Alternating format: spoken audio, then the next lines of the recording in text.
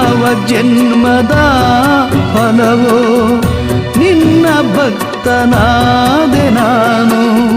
ಕಷ್ಟ ನೋಡೆಯ ಕರುಣೆ ತೋರೆಯ ನಿನ್ನ ಪಾದ ನಂಬಿ ಬಂದೆ. ಮಹಾದೇವ ಕಾಯೋ ತಂದೆ ಈ ಬೇಗೆ ತಾಳಲಾರೆ ದಯೆ ಇರದೆ ಬಾ